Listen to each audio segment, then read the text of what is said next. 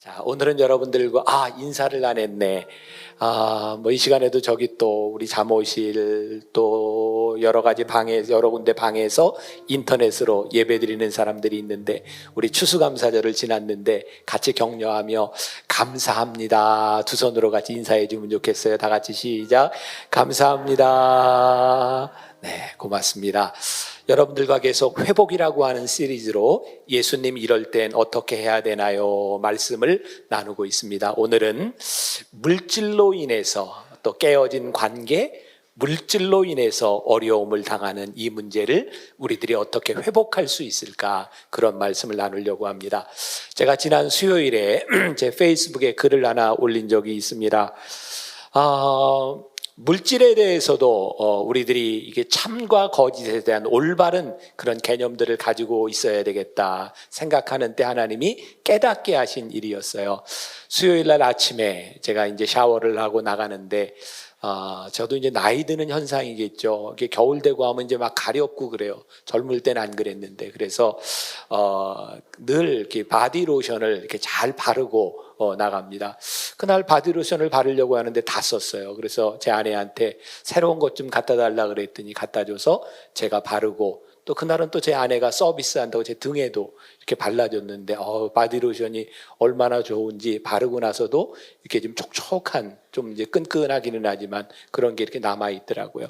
저녁까지 그렇게 계속 그랬어요. 집에 와서 샤워를 하는데 기적이 일어났어요. 물을 쫙 트는데 제 몸에서 거품이 나기 시작했어요. 그게 바디 로션인지 알고 발랐는데 바디 샴푸를 제가 온몸에 바르고 하루를 제가 지냈어요. 제가 그런 여자하고 살아요. 제가 참 어쩌면 그렇게 바디로션하고 똑같은지. 그래서 제가 결심한 게 앞으로는 꼭 확인해야 되겠다. 우리들이 신앙생활을 하면서 제일 큰 문제 중에 하나는 참과 거짓이 잘 구별되지 않는다고 하는 것이고, 우리들이 하나님 앞에 조금만 방심하면 거짓된 혹은 잘못된 신앙에 빠질 수 있다는 거예요. 특히 물질에 대한 문제에 있어서도 우리들이 하나님 앞에 올바른 기준이 세워지지 않으면 우리들이 하나님 앞에 올바른 삶을 살아가기가 참 힘이 듭니다. 돈의 문제는 단순히 돈에 대한 문제로 끝나는 것이 아니라, 돈 때문에 돈도 잃고 사람도 잃고 믿음도 잃고 깨어지는 경우들을 참 많이 봅니다. 제가 우리 성도들에게 다시 한번 부탁드리고 싶은 것 중에 하나는, 여러분들이 신앙생활을 하면서 절대로 교회 안에서는 돈 관계가 없어야 된다는 거예요. 물론 어려운 사람이 있을 때 우리들이 도와줄 수 있다면, 여러분들 절대로 돈을 꿔주면 그것 때문에 관계가 깨어지고 사람을 잃습니다. 도와줄 때는 내가 꿔주는 것이 아니라 내가 준다는 생각을 하기 전에는 여러분들이 돈 거래를 하지 말아야 합니다. 혹시라도 제가 여러분들에게 돈을 빌려달라 그러면 그냥 주세요. 꿔주지 말고. 교회는 절대 돈을 관계하는 곳이 아니에요. 제가 몇 년 전인데, 제가 담임 목사가 바로 되기 전 저희 권사님 하나가 저에게 찾아와서 돈을 꿔달라 그러더라고요. 저 돈 없는데요. 돈을 꿔달래요. 목사님이 돈이 없을 리가 없다는 거예요. 나 없는데요. 그랬더니 아들이 사업을 하다 잘못돼서 이제 신용카드 이거 막지 않으면 불량자가 되고 이거 필요한데 꼭 좀 꿔달라는 거예요. 제가 돈이 없었어요. 그분이 너무 집요하게 이야기를 하길래 제가 카드 회사에서 5년 동안 갚는 걸로 하고, 제가 돈을 카드 회사에서 빼서 그분을 빌려줬습니다. 몇 달 후에 그분이 없어졌어요. 제가 돈을 빌려주고 사람을 잃었어요. 돈이 아까운 게 아니라 사람을 잃은 것이 참 안타까웠어요. 우리들이 왜 이 돈 문제, 이것 때문에 사람을 잃고 관계가 깨어지는가? 아마 이 중에도 그 돈 문제로 인하여 잃어버린 그런 관계들 때문에 힘들어하는 사람이 참 많을 것 같아요. 우리가 살아가면서 돈 때문에 어려움을 당해보지 않은 사람이 누가 있겠습니까? 제가 몇 달 전 한 교회 집회를 갔을 때입니다. 정말 목회를 잘하고 정말 착하고 성품 좋고 좋은 목사님 30년 동안 목회를 했는데 그 사모님과 함께 대화를 하는데 그 사모님이 마음에 상처가 참 많았어요. 상처의 이유는 돈 때문이었어요. 지금까지 목회를 하면서 그렇게 작은 교회도 아니고 그런데 한 번도 그 사모님 목사님의 가정은 풍족하게 살아본 적이 없고 아이들 때문에 교육을 시키면서 늘 돈 때문에 어려움을 겪었어요. 그 사모님은 교회에 대해서 교인들에 대해서 무척 섭섭한 마음을 가지고 있었고 그것 때문에 목사님께 이야기를 하는데 제가 옆에서 보기에도 민망할 정도로 목사님에게 그런 상처되는 이야기를 하고 있었어요. 제가 그 이야기를 들으면서 마음이 참 아팠어요. 저 사모님 마음속에 있는 저 상처를 어떻게 치유할 수 있을까? 가끔 이렇게 설교를 하다 보면 많은 사람이 있지만 그 한 사람을 놓고 설교할 때가 있어요. 그때 제가 집회를 하면서 정말 그 사모님의 마음이 치유되기를 바라는 마음으로 그 사모님을 위해서 설교를 했던 것 같아요. 예배를 마치고 그리고 예배 중간에 계속 눈물을 흘리는 그 사모님의 모습을 보고 끝나고 제 아내와 함께 이렇게 안고 이렇게 우는 모습을 보면서 하나님 저 사모님에게 그 치유의 마음을 주세요. 제가 기도했던 적이 있는데 물질에 대한 문제는 제 마음에 그래요. 절대로 물질이 많아진다고 내가 원하는 것만큼 채워진다고 우리의 상처가 치유되지는 않을 것 같아요.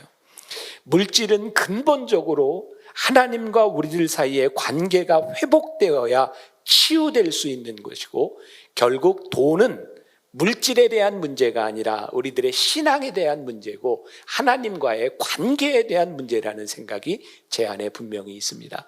여러분들에게 제가 묻고 싶어요. 여러분들 하나님을 믿으세요? 하나님을 믿으세요? 하나님을 믿는다면 하나님을 믿는 사람으로서 우리들에게 분명히 가져야 될 물질에 대한 태도 그리고 생각이 있어요. 오늘 본문 말씀 6절에 보니까 두 가지 단어에 여러분들이 집중했으면 좋을 것 같아요.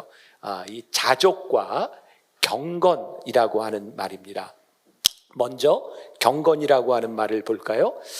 이 경건이라고 하는 말은 단순히 우리들의 삶의 거룩함 또 우리들의 도덕적인 차원에서 말씀하는 것이 아니라 이 경건은 늘 하나님과의 관계를 우리들에게 이야기합니다.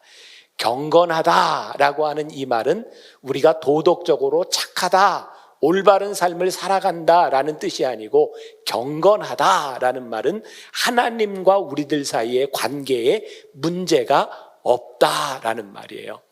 여러분들 관계에 문제가 없을 때 나타나는 현상이 뭡니까? 그 사람을 만날 때 부담이 없고 기쁨이 있어요. 관계가 깨어지면 그 사람을 만나는 것이 무척 불편해집니다. 근데 우리들 신앙생활에 있어서 경건한 사람, 우리들이 자족하는 삶을 살아가면 경건에 많은 유익이 있다. 그 얘기는 뭐냐면 하나님과의 만남이 올바를 뿐만 아니라 하나님과의 만남이 기쁘다라고 하는 말이에요.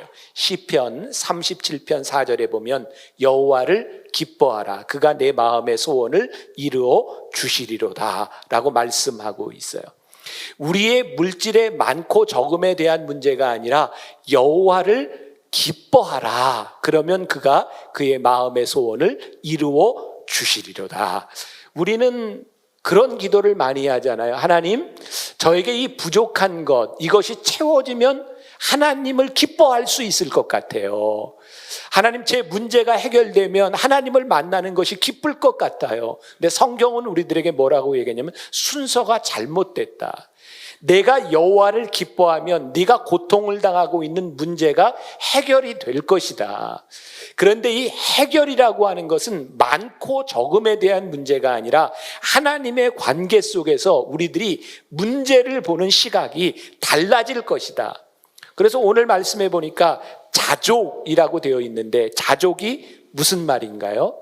스스로 만족한다. 이것은 우리들이 쉽게 우리들의 인생에서 그냥 easygoing, 그냥 이렇게 쉽게 살아간다고 하는 것이 아니라 하나님께서 우리들에게 주신 달란트가 다 다른데 그 달란트 안에서 하나님을 기뻐할 수 있다는 거예요. 저는 돈을 축복이라고 생각하지 않아요. 제가 하나님 솔직히 돈이 좋아요 라고 하는 책을 쓰고 여러분들에게 설교하면서 그런 얘기를 했어요. 돈은 축복이 아니에요. 돈은 달란트에 대한 문제입니다. 여러분들에게 돈에 대한 달란트가 없는데 돈이 많으면 그것은 여러분들에게 복이 아니에요. 그래서 돈은 여러분들이 아무리 가지고 싶어도 하나님이 여러분들이 그릇이 되고 하나님께서 여러분들에게 그 달란트를 주실 수 있을 때 그 돈이 기쁨이 되고 하나님과의 관계가 바로 되는 것이지, 여러분들이 돈을 원한다는 것만으로, 채워진다는 것만으로 하나님과의 관계가 바로 되는 것은 아니에요. 자, 우리들의 삶에서 많이 경험하는 이 재정적인 실수, 이 실수했을 때 문제는 뭔지 아세요? 우리는 실수에 대한 책임을 내가 지기보다는 그 실수에 대한 책임을 누군가에게 전가하려고 해요. 여러분들이 물질로부터 재정적인 문제가 생기면서 관계가 깨지는 이유는 그 원인을 늘 상대방과 상황에서부터 찾으려고 하기 때문에 재정적인 문제가 발생했을 때 필연적으로 관계가 깨어지는 거예요. 그럼 다시 이야기하면 우리들이 재정적인 실수와 재정적인 문제 가운데서 우리들이 회복될 수 있는 것은 하나님과의 관계가 회복되고 하나님 안에서 내가 자족을 깨닫기 시작할 때 우리의 관계들까지 회복되는 것을 보게 됩니다. 오늘 말씀해 보니까 부하려 하는 자들은 시험과 올무와 여러 가지 어리석고 해로운 욕심에 떨어지나니 곧 사람으로 파멸과 멸망에 빠지게 하는 것이라. 이 말씀을 여러분들 보면서 어떤 생각이 드세요? 너무 좀 마음이 안 좋지 않아요? 부하려고 하면 유혹과 올무에 빠진다는, 여기 부하기 싫은 사람 한번 손 들어보세요. 난 그냥 이렇게 살래. 그런 마음이 드세요? 지금보다 조금 더 잘 살고 싶으세요? 예배 시간에 거짓말하면 안 돼요. 네.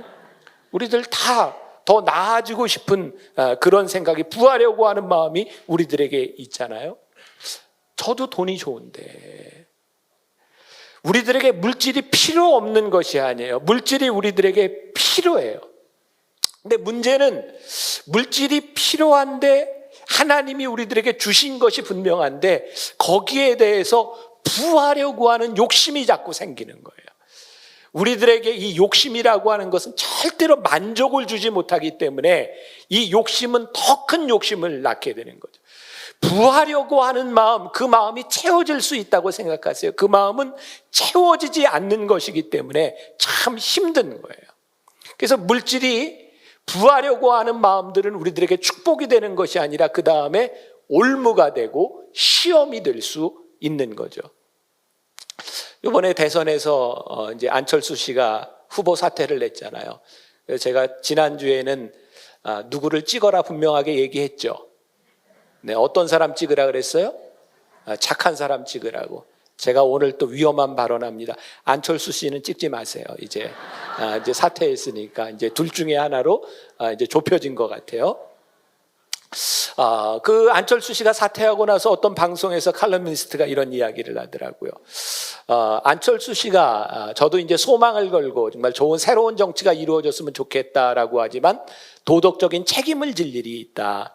안랩이라고 하는 그 회사가 안철수 씨가 대통령에 나오면서 주식이 무지무지하게 올랐어요. 16만 원까지, 16만 몇천 원까지 올라갔고, 안철수 씨가 대선에 나오면서 재단을 이렇게 만들면서 주식이 10만 원 넘어갔을 때 그거를 800억 원어치를 팔아서 재단을 만들었어요. 그런데 그것 때문에 기대를 걸었던 많은 개미 투자들이 돈을 다 잃은 거예요. 왜? 지금 그 주식이 4만 원대 밑으로 떨어지고 있어요. 이것은 굉장히 비도덕적인 일인 거죠. 내가 돈을 얻기 위해서 누군가 상처를 주는 일들은 이게 절대로 있어서는 안 되는 일입니다. 저는 그 부분에 동의합니다. 기업가가 앞으로 대통령을 나오게 되면 그 순간부터 주식을 아무도 손대지 못하도록, 팔거나 사지 못하도록 만들어야 한다. 이 사람들은요, 얼마나 돈에 대한 욕심이 많고 이 투기에 대한 욕심이 많은지, 아무튼 그 어떤 상황, 우리들이 알지 못하는 것이지만 계속해서 부하려고 하는 욕심을 가지고 실패를 경험하는 사람들이 많아요. 제가 오늘 여러분들에게 이제 종이를 꺼내놓고 잘 적으세요. 제가 주식을 투자해서 100%돈 버는 방법을 알려드리려고 그래요. 잘 적으세요. 1, 2부 때는 눈을 초롱초롱하게 이렇게 뜨고 들었는데, 자, 주식에 절대로 실패하지 않는 방법. 주식은 늘 최고점에 올라갔을 때 파세요. 그리고 두 번째, 주식은 최저점에 내려갔을 때 사세요. 간단하죠? 근데 왜 주식을 하면서 돈을 못 버는지 모르겠어요. 저는 뭐 주식을 안 하는 사람이지만 왜 주식하면서 손해를 봐요? 고점에 올라갔을 때 팔고 저점에 내려갔을 때 사세요. 근데 그게 안 되는 거죠. 왠지 아세요? 우리들에게 부하려고 하는 욕심이요, 우리로 하여금 절대로 그렇게 하지 못합니다. 이것이 우리들에게 시험이 되고 올무가 되는 것은 우리 인간의 마음이 태생적으로 거기에서 만족하지 못하기 때문에 돈은 우리들에게 늘 올무가 되고 시험이 된다는 얘기예요. 여러분들이 돈을 바라보면 절대로 이 부분에서 헤어나오지 못합니다. 여러분들이 이 주인이, 그리고 돈이라고 하는 것, 경건이 하나님과의 관계라고 하는 것을 여러분들이 알고 내 삶의 주인이 돈이 아니라 내가 돈을 사용하려고 하면 얼마든지 이 정도에서 우리들이 정리를 할 수 있지만, 돈이 주인이 되면 여러분들의 이성과 여러분들의 판단이 마비되게 돼 있어요. 성경이 2000년 전에 우리들에게 말씀하신 겁니다.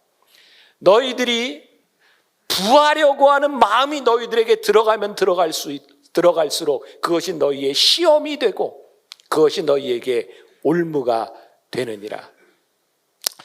하나님께서 기뻐하시는 일, 그것은 내가 하나님을 기뻐하기 때문에 할 수 있는 일이고요.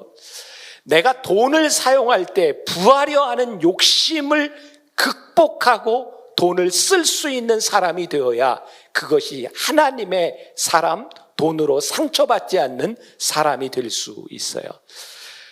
부하려고 하는 믿음, 그것을 원하는 것이 믿음이 아니라 내 삶에서 잘 쓰려고 하는 믿음이 일어나기 시작할 때 우리는 돈을 쓸 수 있는 사람이 돼요. 돈을 모으는 사람이 아니라 하나님, 제가 돈을 어떻게 사용할까요? 라고 하는 물음을 묻기 시작할 때 돈은 우리들에게 주인이 아니고 돈이 우리들에게 도구가 돼요. 한번 여러분들 마음속에 생각해 보세요. 돈이 여러분들의 삶의 주인인가? 돈이 여러분들의 삶의 도구인가? 얼마 전에 제가 두란노 서원에서 보내준 책을 한 권 보게 되었습니다. 책 제목은 엄마라고 불러도 돼요. 여러분들 주보에 제가 소개를 좀 해드렸습니다. 그 책에 KT라고 하는 주인공이 있습니다. 고등학교를 졸업하고 1년 동안 우간다에 선교사로 가게 됩니다. 1년만 갔다 와서 이제 대학을 다니리라고 생각을 했고, 그 1년도 부모가 반대하는 걸 억지로 갔어요. 소위 이야기하는 미국의 중상류 가정에 잘 사는 그런 집안의 예쁜 딸이에요. 정말 사진을 보니까 이런 아가씨가 아프리카 가서 사역을 할 수 있을까라는 생각이 들었어요. 이 책에 KT라고 하는 이 아가씨는 23살의 나이에 이미 14명의 아이들을 입양했고요, 400명의 고아들을 이 아가씨가 케어하고 있어요. 근데 이 아이들이 23살의 아가씨에게 엄마라고 부릅니다. 이 KT가 아프리카로 가게 된 이유는 1년을 생활하고 돌아왔을 때 가족들과 함께 외식을 하게 되었는데, 우리 가족이 한 끼 먹은 이 돈이면 한 가족이 한 달을 살 수 있다는 것 때문에 마음이 괴로워지기 시작했어요. 그리고 우간다에 있는 한 가정이 아이 하나를 학교에 보내려면 1년 생활비의 3분의 1을 써야 되는 것 때문에 많은 아이들이 학교를 다니지 못하는 것 때문에 마음이 아파서 이 KT는 아프리카로 가서 거기에서 살기 시작합니다. 이 이야기를 들으면서 목사인 저에게 이건 굉장히 도전이 되고 마음에 부담이 되는 일이었어요. 왜? 나는 그렇게 살 자신이 없어요. 그러면서 제 속에 변명이라고 할까? 제 속에 들었던 생각은, 그래, 이 세상의 모든 사람들이 아프리카로 간다면 누가 돈을 벌 것이며 다 떠나버린다면 누가 사람들로 하여금 그런 마음을 가지게 할 것인가? 그래, 하나님이 나에게 주신 사명은 이 만나교회를 통해서 사람들에게 그 땅을 바라볼 수 있는 마음을 심어줄 수 있도록 이렇게 설교를 하는 걸 거야. 그렇지만 제 마음의 부담이 역시 사라진 것은 아니었어요. 여러분들이 이 이야기를 듣고 너도 나도 다 아프리카로 간다 그러면 돈을 누가 벌어서 도와줄 거예요?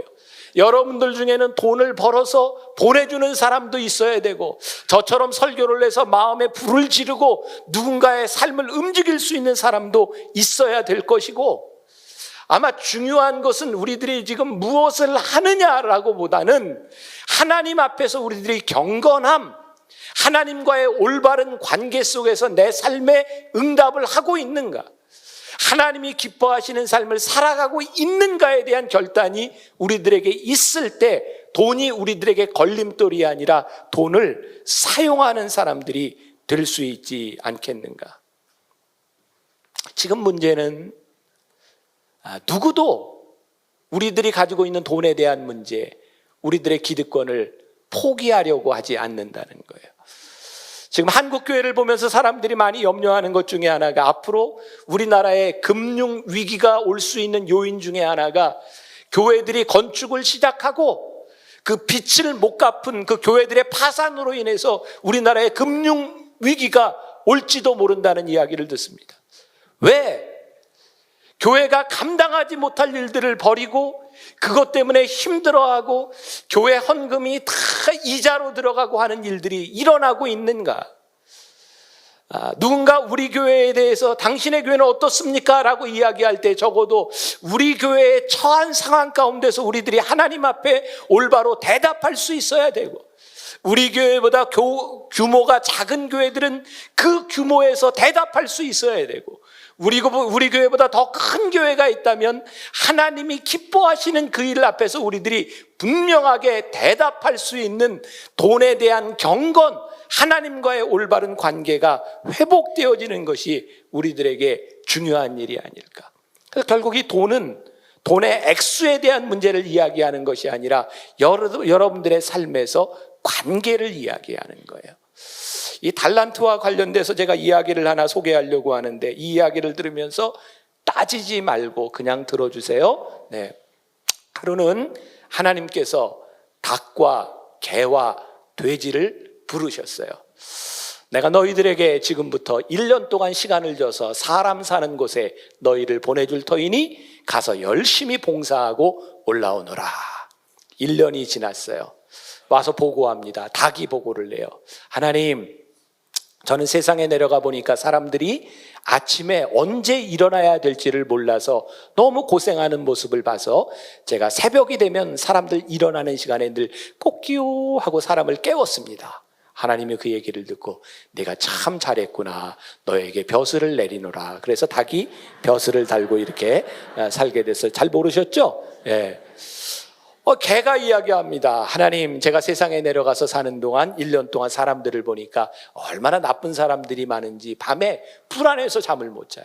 그래서 제가 왜 낯선 사람들이 오면 늘 멍멍 짖어서 사람들을 지켜줬어요. 하나님이, 야, 그래 내가 참 잘했구나. 여러분들 아세요? 원래 개 다리가 3개였답니다. 하나님이 내가 참 착하구나, 다리를 하나 더 줄게. 그래서 개다리가 4개가 됐어요. 그 증거가 뭐냐면 개가 하나님이 주신 다리가 너무 귀해서 그때부터 소변을 볼 때마다 안 묻도록 한 발을 들고 소변을 보게 된 게 그래서입니다. 모르셨죠? 네. 돼지가 이야기를 합니다. 하나님, 저는 내려가 봤더니 별로 제가 할 일이 없어서 그냥 놀면서 먹으면서 사람들과 그냥 지내다 왔습니다. 근데 하나님이 화가 나셨어요.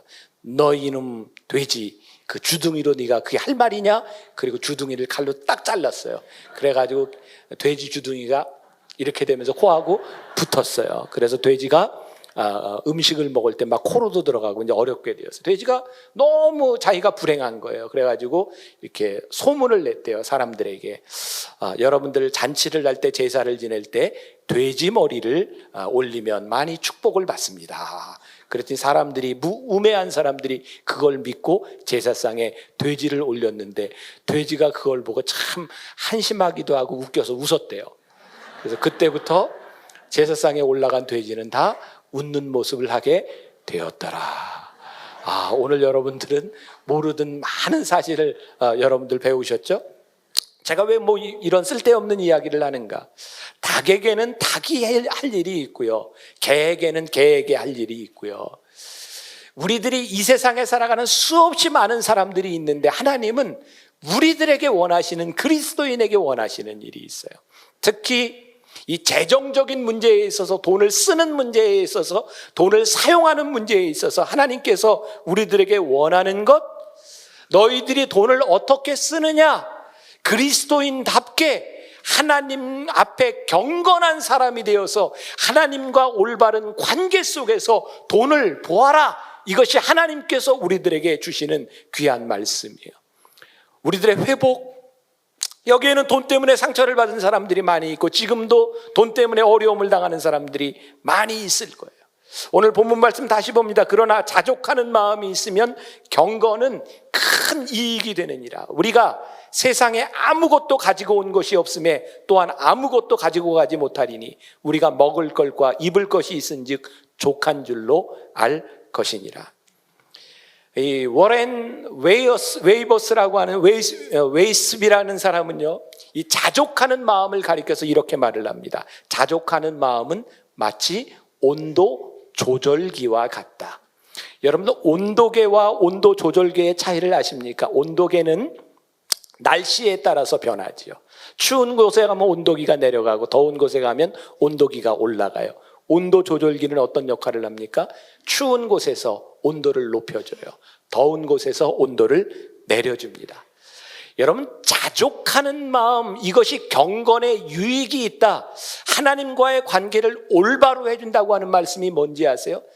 이 세상에 우리들에게 다가오는 많은 환경의 변화들과 이 돈의 유혹 가운데서 자족하는 마음, 하나님이 우리들에게 주신 것이 축복이라고 하는 이 마음이 우리들의 마음을 조절해주고 하나님과의 관계를 회복시켜줘요.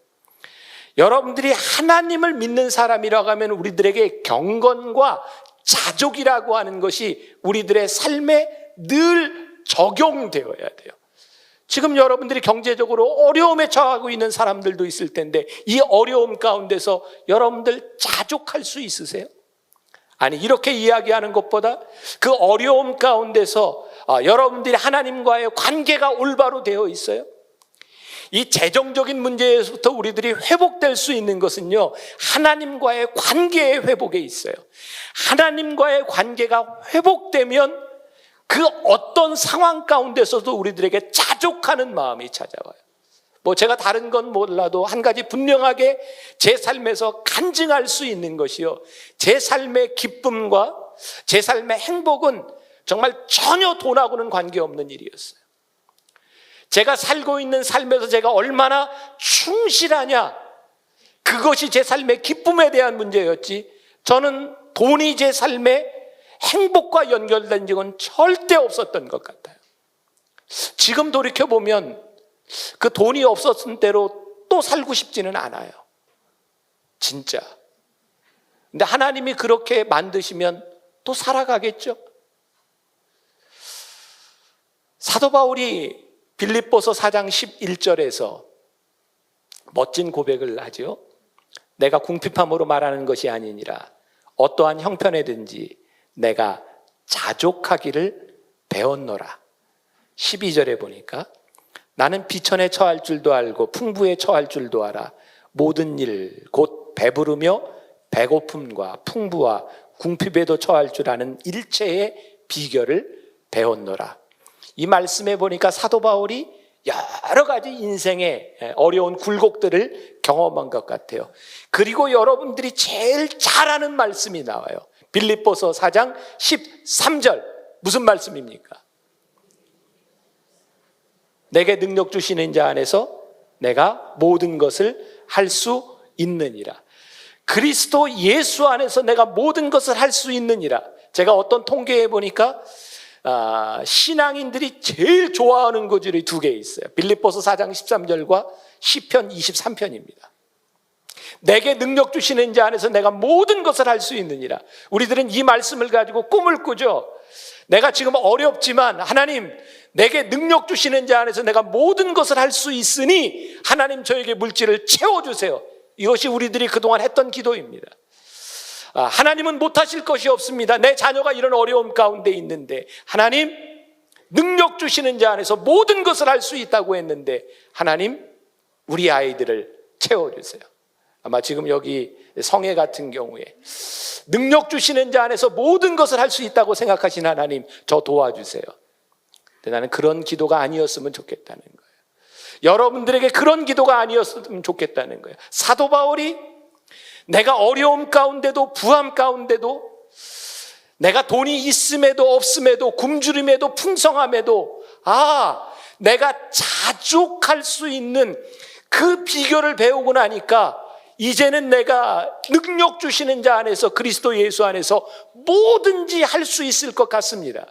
내가 이 조건이 이루어지고 안 이루어지고 나에게 돈이 채워지고 안 채워지고 내가 꿈꾸던 일이 되고 안 되고 이것이 문제가 아니라 내가 일체의 비결을 배웠는데 그리스도 예수 안에서 내가 모든 것을 할 수 있습니다. 그의 능력은 하나님과의 올바른 관계 속에서 하나님의 기쁨 속에서 그에게 하나님과의 관계가 세워졌을 때 내가 이제는 모든 것을 할 수 있다고 하는 고백이 그에게 나왔어요.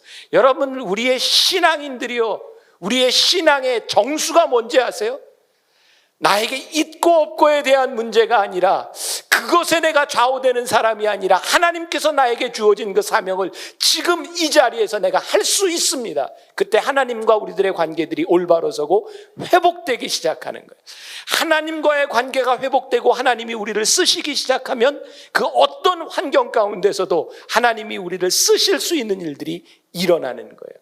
우리 신앙의 백미는 믿음으로 우리가 원하는 것을 이루어낼 수 있다, 이것이 믿음이 아니라 하나님을 믿는 믿음 안에서 어떤 문제도 나에게 걸림돌이 아니다. 자족하고 경건한다고 하는 것은 내가 하나님을 믿는 믿음 안에서 돈이 나를 흔들 수 없다. 왜냐하면 내 삶의 주인이 하나님이시기 때문에 돈이 나를 결코 흔들 수 없다라고 고백할 수 있는 것이죠. 저는 목회, 글쎄 오래 했다면 오래 할 수도 있고 25년 목회를 하면서 제가 분명하게 이야기할 수 있는 게 있어요.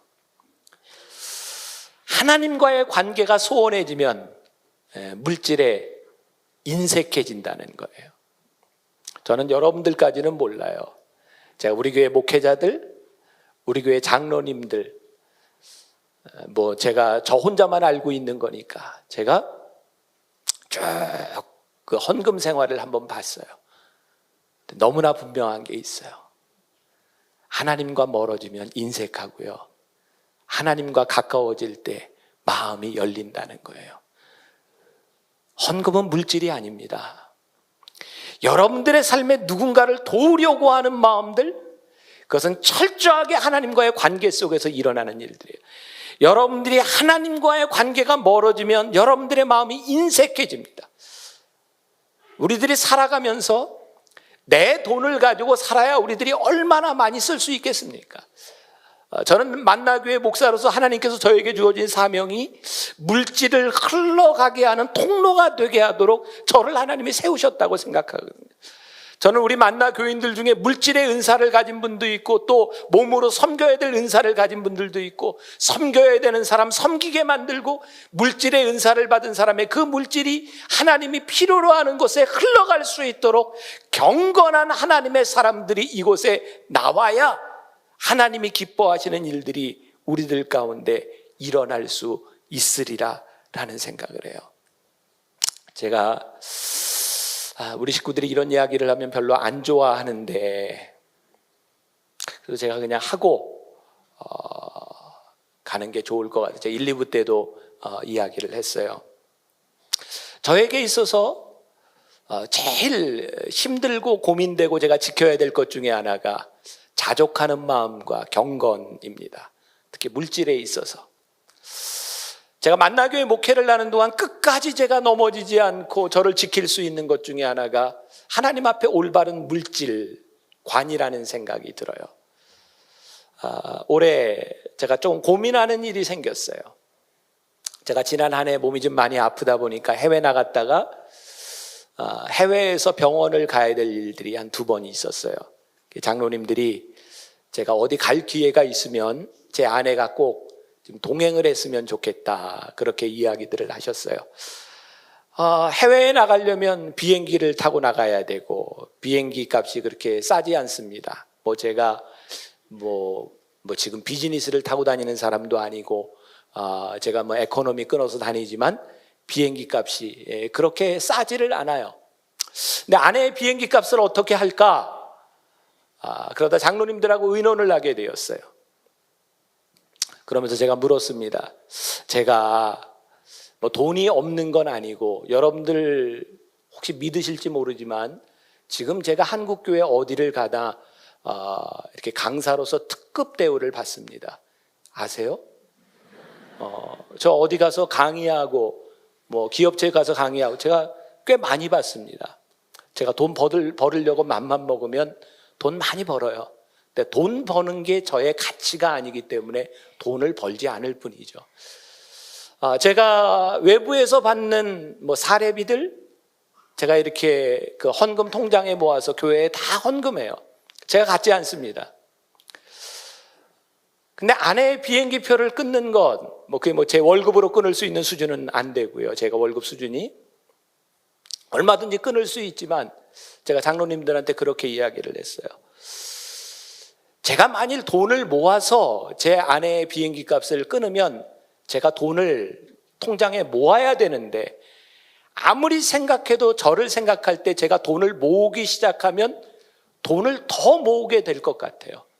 그러니까 저는 지금처럼 그냥 제가 받은 거, 그리고 제가 결혼주례도 자주 하지만 결혼주례도 제가 다 헌금해요. 제가 갖는 거 하나도 없어요. 제가 그거 다 헌금하는데 내가 돈을 모으지 않도록 교회에서 해주면 좋겠습니다. 근데 어떤 분이 그런 얘기를 해요. 목사님, 사람들은요 좋을 때는 좋지만 나빠지면 담임 목사가 교회에 얼마를 헌금했느냐는 절대 보지 않습니다. 얼마를 썼느냐를 보지. 그러니까 목사님을 위해서 돈을 모아서 따로 쓰십시오, 그러더라고요. 제가 양해를 구했어요. 아니요, 저는 제가 저를 잘 압니다. 사람은 돈을 모으기 시작하면 절대로 그 돈의 노예가 되지 돈을 쓰지 못합니다. 그러니까 제가 돈을 모으지 않도록 교회에서 저를 도와줬으면 좋겠어요. 제가 교회에서 저에게 주는 목회비도 있어요. 제가 연말이 되면 쓰다가 다 못 쓴 거는 다 교회에다 다시 넣습니다. 그리고 제가 지키려고 하는 것, 하나님, 제가 삶의 주인이 누구인지를 알고 살아갈 수 있도록 제가 이거는 좀 지키고 살아가고 싶습니다. 여러분들 오해하지 마세요. 제가 그렇다고 교회 일을 하고 만나교회 목사로서 활동을 하는데 전혀 부족함이 없거나 그런 것 아니고요. 제가 활동하는데 전혀 문제가 없어요.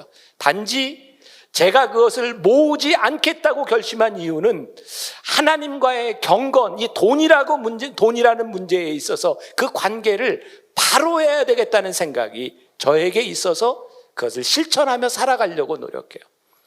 그렇다고 제가 청빈하게 사느냐? 저 청빈하게 못 살아요. 저 그렇게 살도록 여러분들이 내버려 두지도 않고 지금 다 여러분들이 선물해줘서 다 한 건데 비싼 것도 있어요. 저 청빈하게 못 살아요. 그러나 하나님께서 저에게 주신 것, 이것이 나의 주인이 아닌 것만은 내가 분명히 하고 살았으면 좋겠다. 여기에 있는 여러분들의 상황이 다 틀려요. 여기 있는 분들 중에는 누구보다 부유한 사람도 있고 누구보다 어려운 사람도 있고, 우리가 이것을 획일화해서 이렇게 살아야 된다고 하는 것이 아니라 적어도 하나님 앞에서 내가 지켜야 될 이 경건, 재정적인 문제로 깨어졌던 실패했던 우리의 인생에서 회복되어야 될 것이 하나님과의 관계라고 생각할진대 우리들이 이 관계를 회복해야 되지 않겠는가? 물질의 문제들이 여러분들을 쓰러뜨리지 않도록, 유혹으로 여러분들을 이끌어가지 않도록 여러분들이 하나님과의 관계가 올바로 세워져야 되지 않겠는가? 오늘 어쩌면 좀 어려운 이야기일지도 몰라요. 그러나 여러분들에게 분명한 것, 부하려 하는 마음들이 여러분들에게 얼마나 위험한 것인지, 돈이 나쁜 것이 아니라 하나님 앞에서 여러분들이 관계를 회복하는 것이 얼마나 중요한 일인지를 여러분들이 꼭 기억하고, 돈으로 인해서 깨어졌던 문제들, 깨어졌던 관계들이 다시 하나님 앞에서 새롭게 세워질 수 있기를 주님의 이름으로 간절히 축원합니다.